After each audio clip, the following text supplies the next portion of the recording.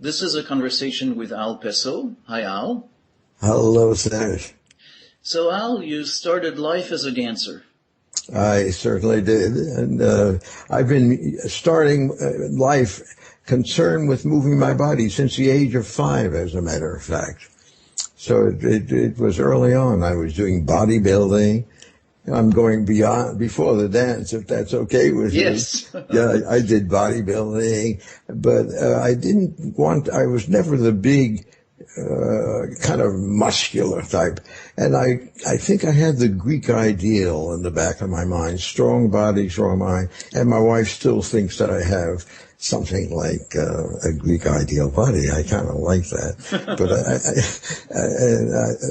I had a sense of grace. So I wasn't a muscle man, although I was in a gymnasium run by the most muscular man in America for 4 years.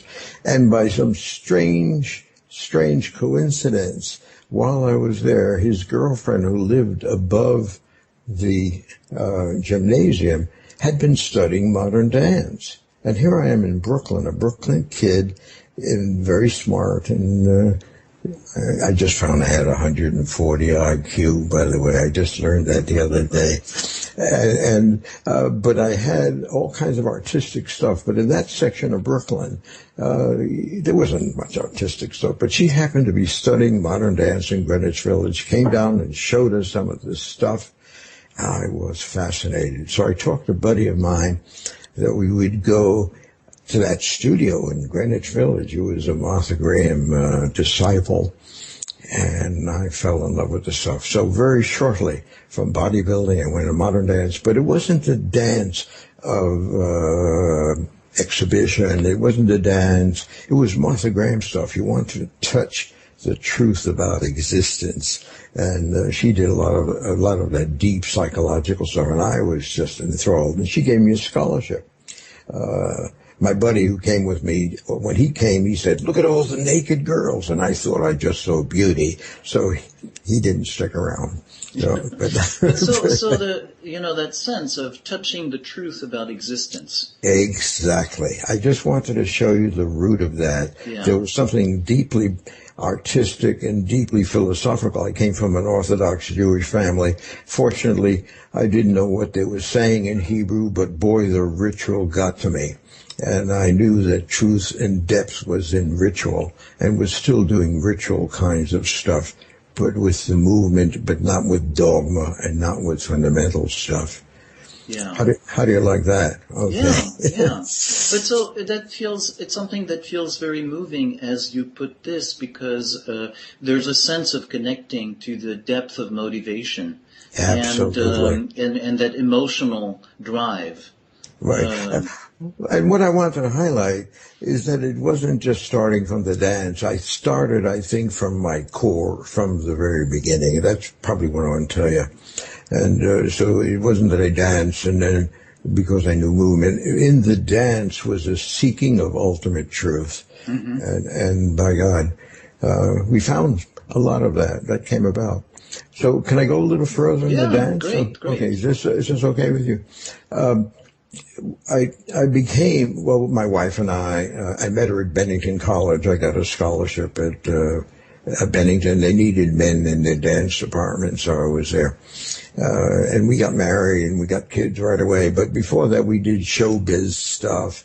And then we opened a dance school. And then I became the head of the dance department at Emerson College, which is a theater school. And I don't know if you know that school, but Henry Winkler was one of my students, and but I still tried to bring not just theater there, but the whole depth of what it means to move your body and move an audience. So we began to develop ideas. How does the body move? Is there just one way of movement? What's the internal state that develops into human action? Because we wanted to get our dancers in control of their instrument and not just move, but know how in the world their body is moving. And we developed ideas about there being 3 different motor systems, and that was like a braid, three strands, and most people just move without taking the strands apart. So three strands, three motor systems, three kinds of movements. Yeah, and the three strands we found were connected to the brain. I guess I was scientific. Another part of me would have been at MIT had I not gone into dance. But I was scientific, and I was looking at brain structure at the same time looking at the movement that comes out of brain structure. And we developed notions that there was body writing reflexive movement, that standing upright is not something we choose to do, but something that's innate and built in. Okay? Mm-hmm. And there's all kinds of balancing motions that come from it when we trip and catch our balance. That's reflexive, body writing reflexes. And then there's the movement we do to adapt to the outside world. We call that voluntary movement, where you choose what you do, not because you feel like it, but because you want to have mastery and connect with the outside world. And then there's emotional movement, and that's connected with everything that we need about life.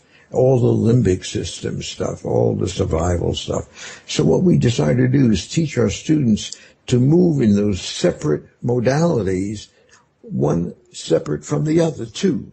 Right, so to be aware that the reflexive, voluntary, emotional, and to be able to select and be aware of each one and focus on one or the other. Absolutely right. But when they were just reflexive, we say, don't use controls. Just trust your reflexes. Don't have a feeling. So we had them eliminate as much as possible the other two modalities. And when they did voluntary stuff, we said, don't let your feelings come out, but hold it. But we began to see that when they were trying to do voluntary stuff, feelings leaked into it and contaminated their mastery of control. That was kind of interesting. Mm-hmm, mm-hmm. And then when we did the pure emotion, we say, don't control it, let it come out. And by God, we saw decorticated kinds of expression on the most primitive levels. And they would we touched their core at that time. Mm-hmm. And we discovered, of course, catharsis, letting the stuff come out, and it felt good. But very quickly we noted they didn't stay just feeling good. There was something missing. Can you imagine what was missing? Well, I'll tell you. You don't have to tell me. Because we never have emotions in isolation. Emotion is an interactive process. So when you let an emotion out, I call that a shape. There's an anticipation of a response and a counter shape. Like when kids first move, somebody's got to respond to them. Right. And we began to see there was a linkage there.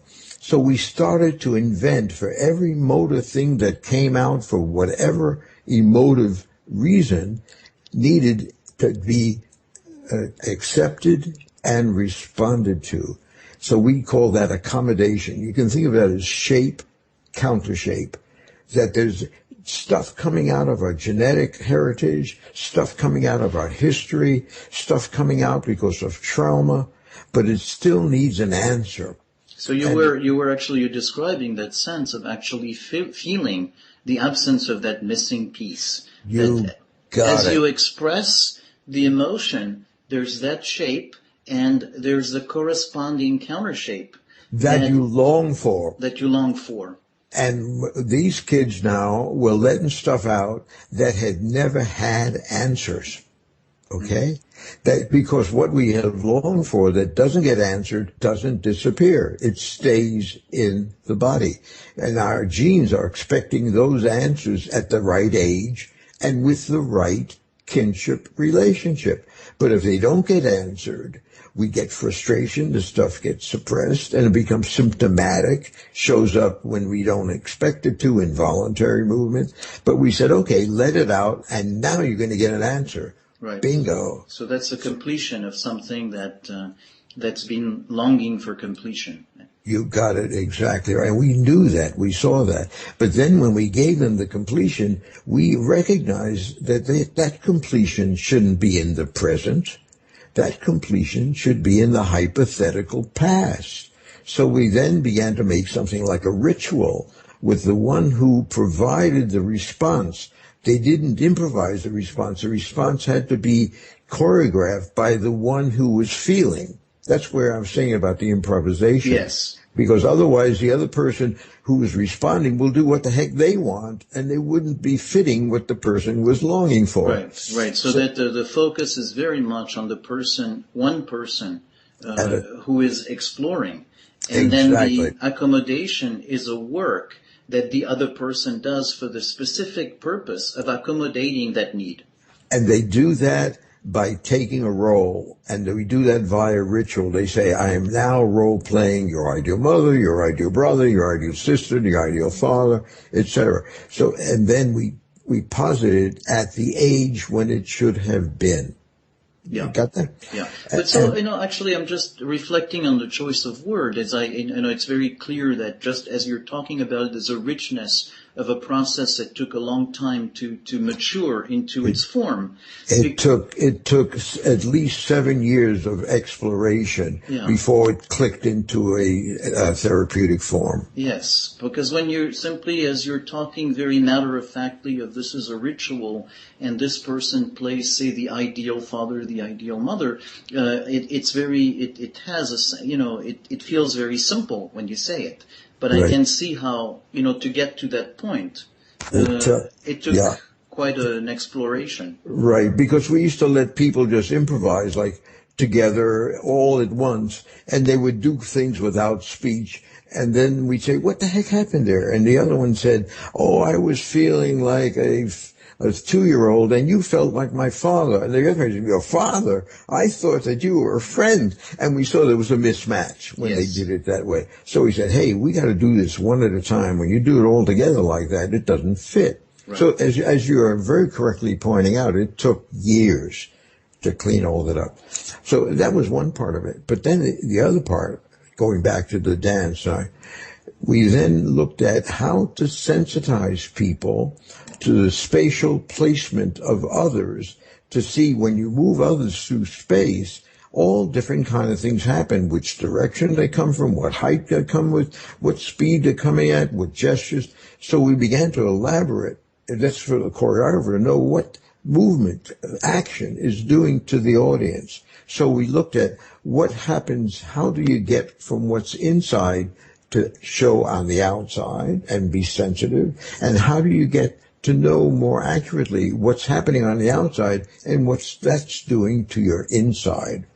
And we looked at that for years and years, and then so I want to maybe slow it down a little bit, because so what you're saying is in a way a correspondence of saying to what goes inside is not necessarily automatically communicated.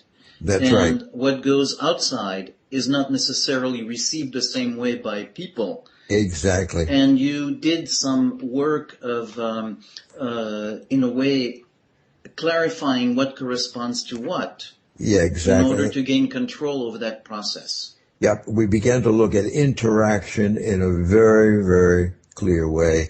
And then we began to get the theory behind it, that basic needs had to be met. And what were those basic needs? So it wasn't just anything. We began to get elaborate systems. But let me tell you about, I've talked about this before, probably people can read it in different articles or books. But very shortly after we started doing this seriously, the psychiatric community got interested. Here I am, an associate professor, a dancer, the psychiatric community. I became a consultant in psychiatric research because the chief of psychiatric research at the Boston Veterans Administration Hospital, his children were in an early dance class that my wife was doing for the Unitarian Church. And he said, what in the heck is this? And he says, you're opening up a whole new world. So he put me under his wing, and I was there 5 years doing research with him. And then McLean Hospital, which is a Harvard training hospital, psychiatric hospital, I was there 8 years. So that, of course, elaborated the work enormously. So in a way, as you say that, the implicit part is it's still a period of transition where you don't have fully all your orientation towards psychotherapy. The movement part, that understanding of movement is still there very strong. Dance, theater, art. Oh, but then we made up our mind. We branched out. that we wouldn't continue on just a dance. We would now consciously do psychotherapy. Mm-hmm. So we were very clear, and people came to do therapeutic work, right? The year of transition was 1961, just 50 years ago, but there was 7 years leading up to 1961, where all that clarification came in. How's that so far? Feels very nice. It gives a sense of also the intense creativity in this process. But also, even as you mentioned, something as serendipitous as, my wife was giving this class, the part about also the interaction with the environment. And so in a way, what feels very nice is just in hearing you, there is both a sense of creativity and the sense of interaction, not something that's in isolation. That's right. That is very much part of your story. That's right, exactly right. So everything became interaction. It's interesting you put that way, because one of the people who got interested really on was a professor at Harvard in sociology, Louisa Howe, and she brought in and sharpened my whole notion of interaction, because that was such an important part. I forget who the professor she had studied with spoke about the interactive process. So that's at the very absolute core of what we're doing. We did it innately and then much, much more consciously as time went on. Yep. So now here we are with all that movement stuff. Okay. We developed, then let me tell you, in the 50 years, this work keeps changing and changing and changing, but not dropping away things, but sharpening and heightening and facilitating and making things more rapid. And I'm jumping so far ahead, I hardly know where to go now. Well, let me maybe suggest a comment. As you're describing, you briefly touched upon the accommodating. Okay. Right. And so that sense of people taking on roles in the process. So maybe it makes sense to contrast that, for instance, to a therapy where you have one therapist, one client. And that part of the process. Okay. Because what you're highlighting is the therapist going to be the role player? Yes. And we say absolutely not. Right. Absolutely. And that, of course, is the relational therapy goes that way. That's the article I wrote for Halko Wise in that other book to how do we heal people, and is it us that does the healing? It's the role playing on the symbolic level. The relationship is supremely important to make believability and hold the ritual aspect, but the healing is not done in the relationship. Of course, psychoanalysts are going to say, but everything is transference anyway. You think you're doing it the other way, but it's you and them. Of course, we have a relationship, but it isn't us doing the healing, because if we were the healers, we're going to get inflated on the one hand and get the marrow sucked out of our bones on the other hand, and then they're going to have a count of negative transference on us for all kinds of reasons, and that's going to be a heck of a thing that they're going to work at, but I don't know how therapeutic that is. The analysts may not like to hear this part. Maybe you cut that out. I don't know. Of the discussion. But you hit a very important point, because we do in the role in one-to-one, and now we do a lot of work in one-to-one. But how we do this work, and I jump this way now, Serge, to the more complex way, and of looking at, of complicated enough, but in the way we look at it. Because before we start with the body and then see what memories come up. That was sort of from the bottom up. Now we work from the top down, and I'll tell you partly why. Sometimes when you work from the bottom up and then do it, they say, I know that's very important, but it doesn't connect with my present life. Mm-hmm. So the stuff didn't have to, sometimes it didn't stick, what they did, because they saw no relevance to the present. So as the years went on, we learned to start in the present in something we called micro-tracking. Micro-tracking present consciousness. So we wanted to make sure the observing ego was present. We call that the pilot. and that they were going to talk about the absolute here and now. Is that okay so far? Yes. And you're in the present. And in the present. In the present, okay. That's micro-tracking. So really being very, very conscious of what's happening in the here and now. Okay, and we split that into two types of being very present of the consciousness. In the here and now, present consciousness consists of perception. The body instantly reacts. That's sensory motor or psychomotor, if you will. See, do. The instant you see, your brain kicks off a motor system, whether you do something about it or not, but your mind's body is reacting. And then just as William James says, you only know your emotions by getting a body reaction. So then the third thing that happens in sequence, you see, your body reacts, and then you feel. Affect comes from a body state, and then you think, and you make some concepts about what you're feeling. So what we do is we microtrack the feeling in the moment that's showing on the client, and we microtrack the thoughts in the moment, knowing that what we feel now is related to the past, and what we think now is related to the past. And that we now know that present consciousness is a tapestry woven of threads of memory. So we're going to parse present consciousness, and the memory of what's the foundation of making us feel like that and think of that in the present pops out. Yes. I don't know. Yes. So, and what we are micro-tracking is not the body here per se, but the face. Because when people feel, they may get a somatic thing in their body, it's totally unconscious, but it hits the facial expression instantly. Darwin talks about that, facial expression, emotions of man and animal.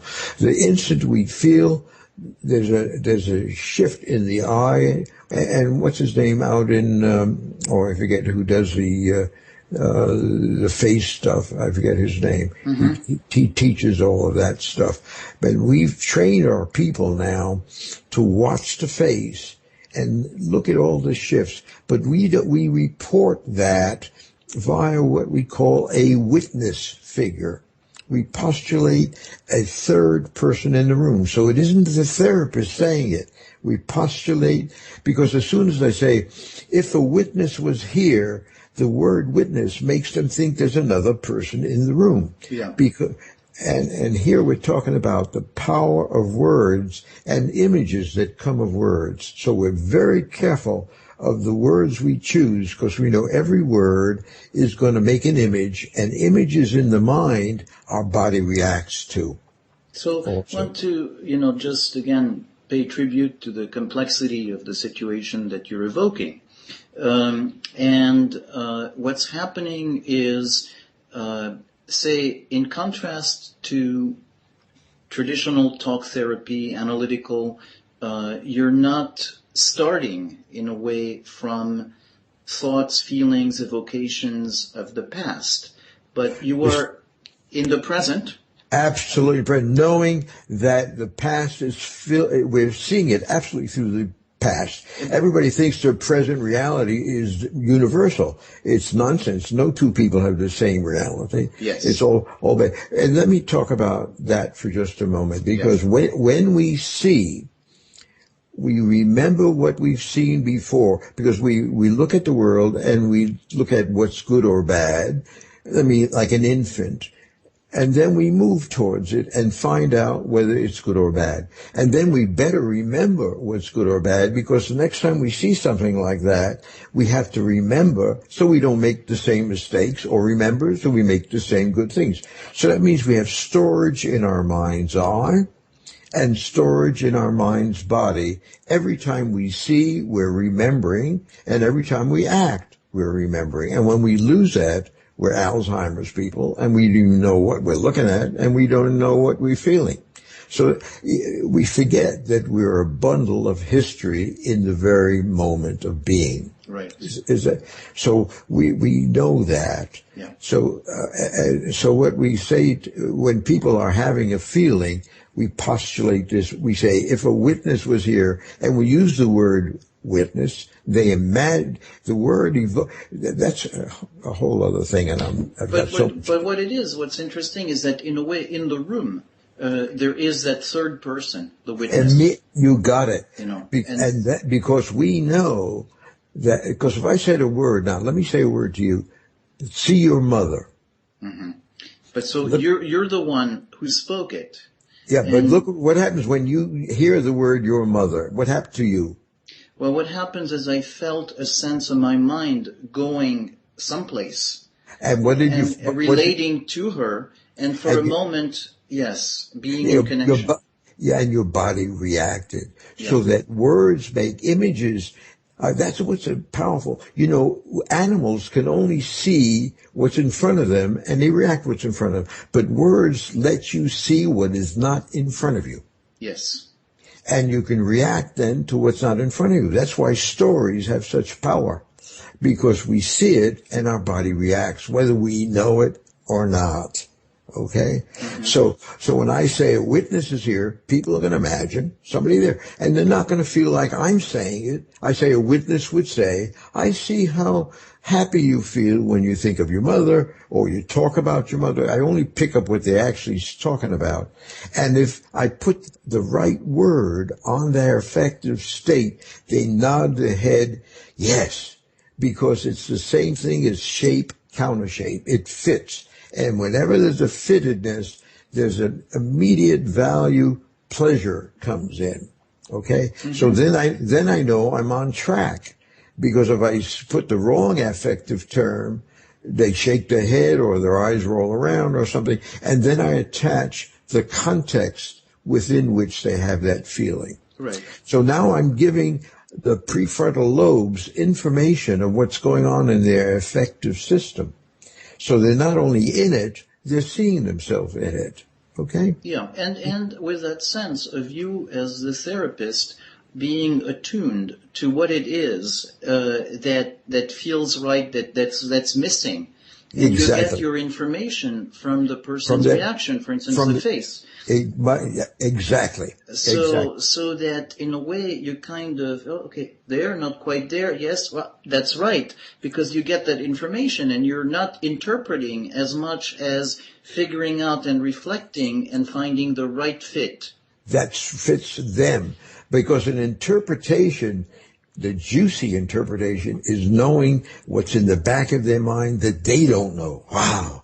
And they go, holy smokes, did I feel it? And then the therapist is getting them not where they are, but where there's blind. Yeah. You know, I get them where they are. Yeah. So navigating to find the blind spot.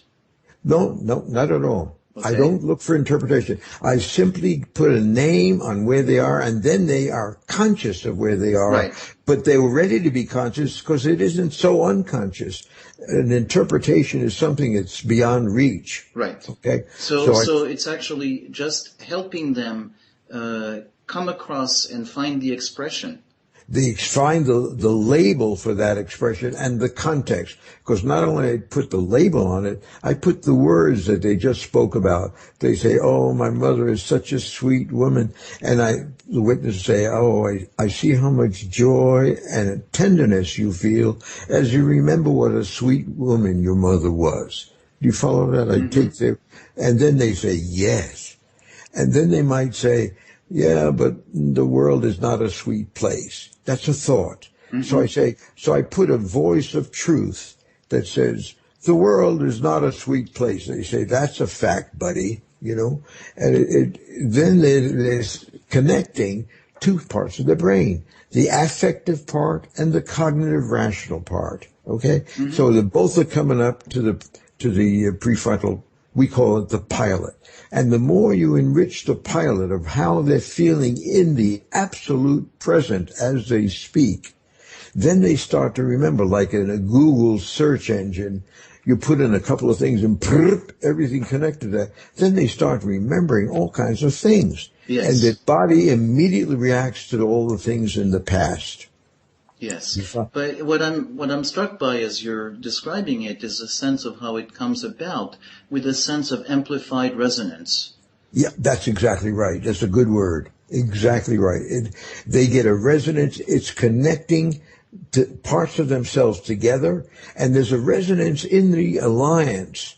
They feel not that I'm the answer, but there's an increase in the therapeutic alliance without being the answer. Mm-hmm. And it's very important not to be the healer or the answer, but to support their consciousness.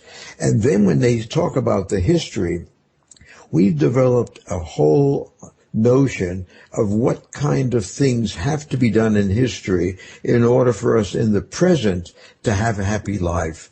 It's a long thing. Basic needs, place, nurture, support, protection, limits have to be met. Integration and unification of polarities. They've got to own all of themselves. The development of consciousness, the development of pilot, and fulfillment of personal uniqueness and potentiality. So when they speak about the history, we're looking at what part of the agenda are they touching that didn't get met. They might say, oh gosh, my mother was such a sweet woman, but my father was a bloody pain in the ass. Every time he came home, he made her cry, and boy, I wish he was never there. You follow that? Mm-hmm. So now they got a negative history. So years ago, we would let them express the feeling because we thought there had to be catharsis of what had been. I don't believe in catharsis anymore because now I'm reading enough. You repeat that stuff and you reinforce the memory. Now we make healing by make a new memory of the past as it was anticipated by the genes. We don't make just pie in the sky memories. We make genetically anticipated memories. Yeah, so genetically anticipated memories is a very powerful expression. There's that part of completion. There's that part of it being part of our essential nature. So there's both something that feels very scientific and spiritual at the same time. You got it. You got it. And it took us years to know how to play this. I'm doing it in 5 minutes. But remember, I've been doing this 50 years. And all the time, what are we doing? What are we doing? What works? So I wasn't saying, oh, we got it and stayed there. My bloody brain wouldn't sit still. It wasn't me. It just wanted to keep knowing more. So I'm giving you some of the latest stuff. We would then immediately do reversals. So when they talk about a mother or a father who was a pain in the ass, we say, first, let me put this part out. When they say any figure that's coming up in the mind, they mention their mother, they mention their father, we say, pick an object. Now, we don't have role players, okay? But even in a group, I do it. I say, pick some abstract object, a stone, a shell, or whatever, to be what we call a placeholder for the mother and a placeholder for the... So it isn't as if the mother was in the room and you're doing a psychodramatic replay, or the father. We don't do that at all. We're just externalizing the association fields in the brain. We're making a platform in the floor. So when they look at it, they're going to not remember one event. They're going to remember everything about their mother. That's a filing cabinet, not your mother. So that's also where it relates to ritual. Yep. Exactly. That's something that's much more symbolic than the specificity of any moment. You got it precisely. And that took a long time to get there because we did role plays, and we noticed in the role play, my God, they say my mother when I was 5 years old, or my father, they would go and have the ancient feelings of those times would come over them like we did with our dancers.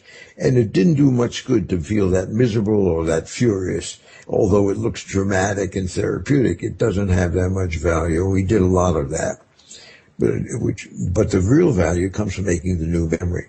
So as soon as they speak about a negative aspect, I say, let's invent, and I do a gesture like this, as if I'm putting something through space right beside them. So I'm making a new arena around their body where they're going to start imagining how another figure would be there that the genes was anticipating, and they're not looking at it, but they can experience it. So I call that, let's invent now an ideal father who would have none of the characteristics of your real father. And he would say, if I was your ideal father, I wouldn't be a pain in the ass. I would be a loving father for you and a loving husband to your mother. And I wouldn't be away all the time. You follow that? Yes. So we do it, and the language has to be clear, and then they may see and experience. They may get a body reaction and say, oh, what a different life I would have had, if I had such a... So little by little, we build that up. So now the therapist is not there. The therapist is postulating some figure who's going to be there. But so you say little by little. So we're not talking about catharsis, something that happens in 5 minutes. You're talking about a process that can be lengthier. Oh, sure. But I'm talking about not right now, a usual 50-minute or 1 hour session. Mm-hmm. And this would go on immediately. I put placeholders on the floor and then reversals. And little by little, they begin to now connect what they're feeling in the absolute present with a pattern in the past. Because I jumped way ahead, they may talk about their boss, and they say, oh, I'm having a terrible time. What a pain in the ass that guy is. I can't stand him. So we put a placeholder for the boss, and they'll talk about it, and we might invent what an ideal boss would be, but I don't believe in making new memories in the present, but making new memories in the past. But then they'll say, but my boss, you know what? He's like my father that I spoke to you about. Mm-hmm. So then we take a little piece of paper, and we call it the principle of your real father that's showing up on the boss. Mm-hmm. And we place it on there. Now, you could call that projection, but we're going to do a ritual about that because it isn't just projection. That means in the associational fields in the brain, the two are linked. Those neuronal sets are linked. Yes. Okay. So what I'm hearing is, that's that the connections in the brain between the history of the past and the perception of the present moment and how it affects it. But what you're doing, in a way, it's like it's making visible in the room with the placeholder or with that little piece of paper. You're making that presence of the past into the present visible in the room. That's right. And their pilot is now looking at it. Instead of them automatically reacting to the boss without even thinking that it's the father, and there's all kinds of history tied up in there. There's no thinking. It just happens. But now they're looking at that piece. But we can't do that move until they ultimately have a belief in that ideal father. Because you have to cure the history before you can move that little piece. Right. And so there's the possibility that, in a way, the past makes it impossible or very hard for this person to believe it would ever be possible that such a thing as the good father would exist or the ideal father would exist. You got it.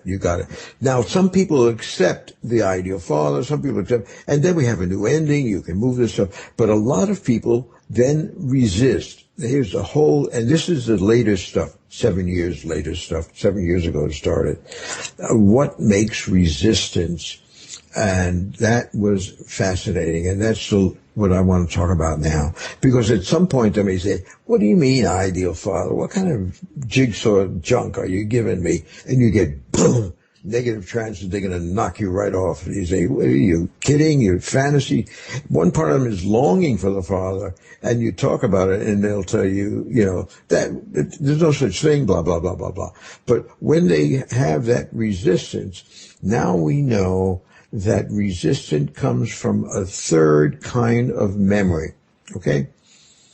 There's 3 kinds of memories now. There's our genetic storage. That's not a conscious memory. That's a memory of everything that was useful and livingful from the beginning of time. Mm-hmm. That's and we're following that. Then there's our personal autobiographical history, which is either a satisfaction of those things or a frustration of those things. And we're seeing the world through that. But there's another kind of memory of stories of injustice.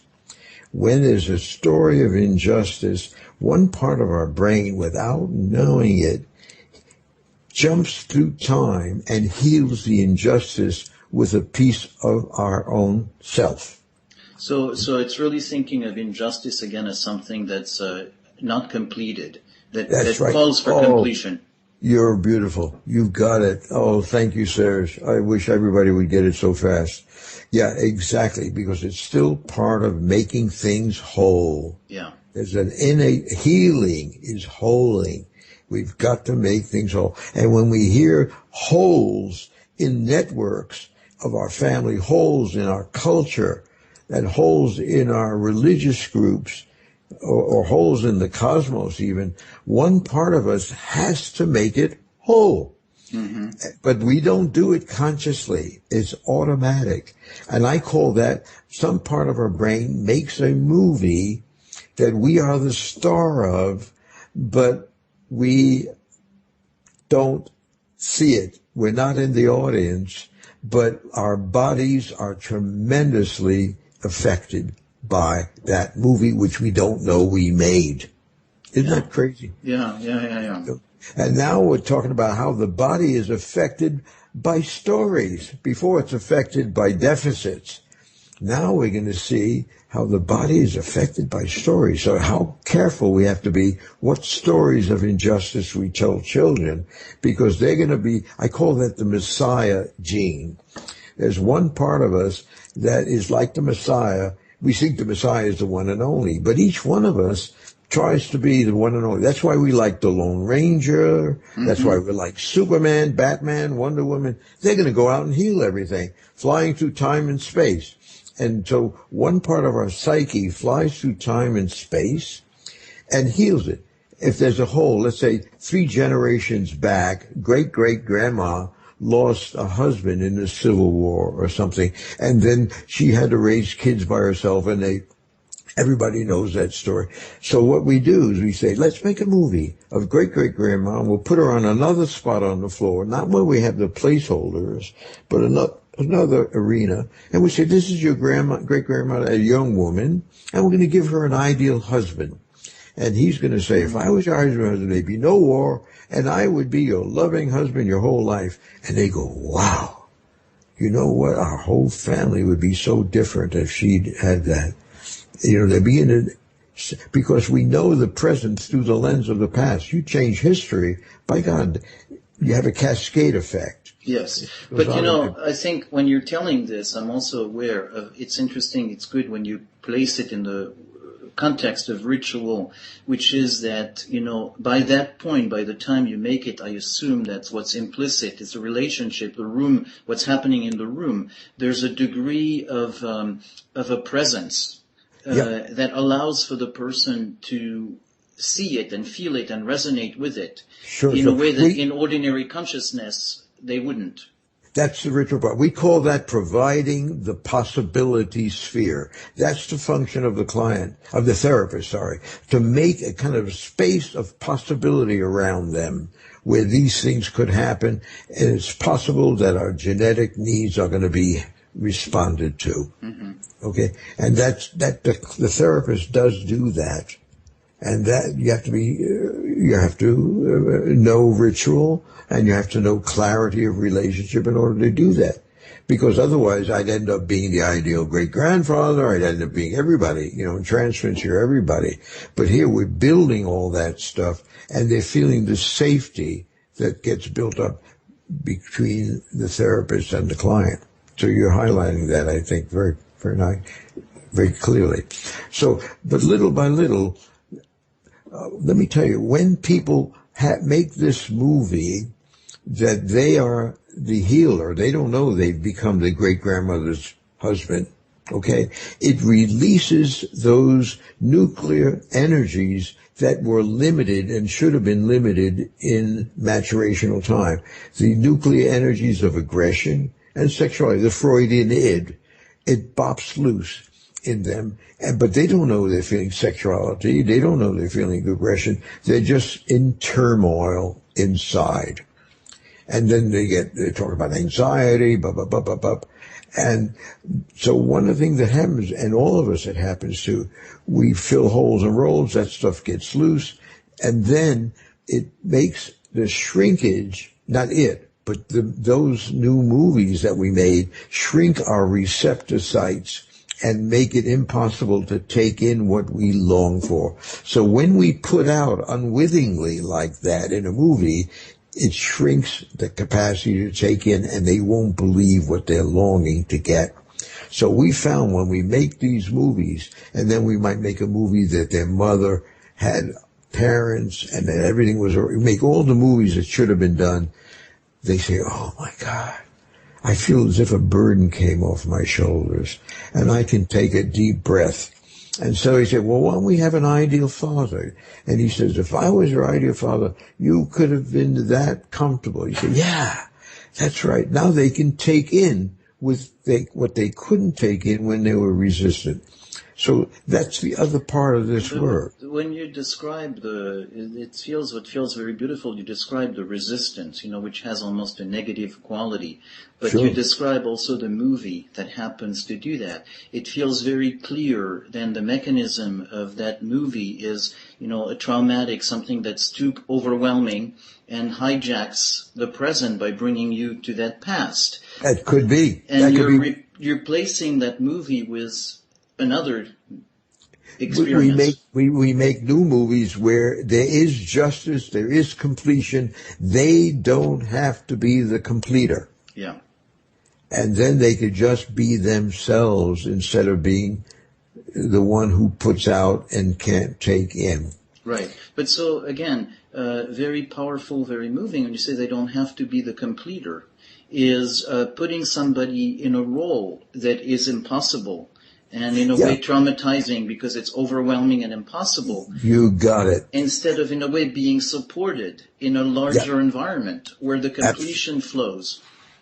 Absolutely. And everybody who has heard these unjust stories early on has a difficulty having their basic needs met because their bodies are still loaded with everything that they filled up. So we have to make movies like crazy of all the different things, and little by little they take in, and then when they finally take in that good father that we started with, and they can feel comfortable with him, then they can look over at the boss, because they start scanning. They come back and they scan, and they say, you know what, the boss doesn't look so bad anymore.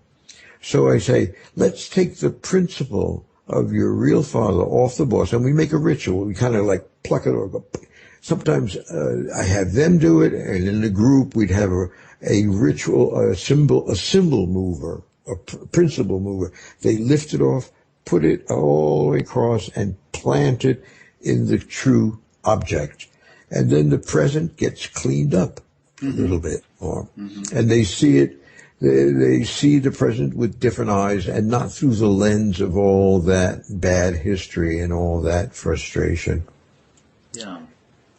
I kind of come into...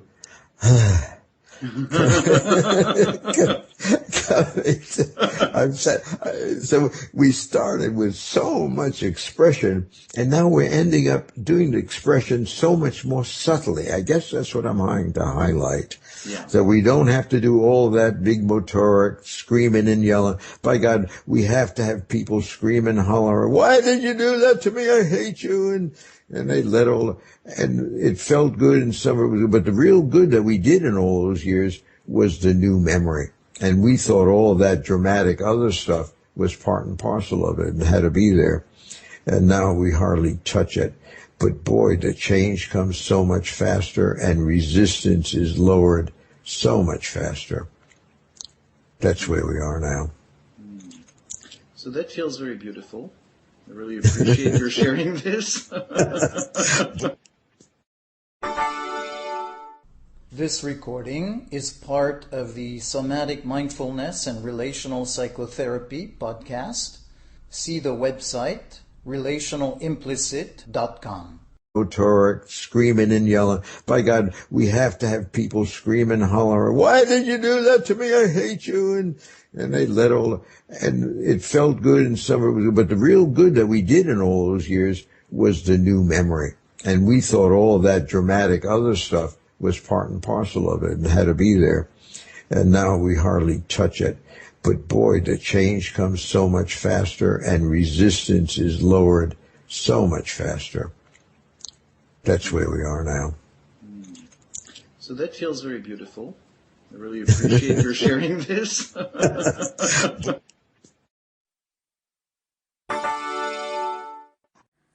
This recording is part of the Proactive Mindfulness podcast.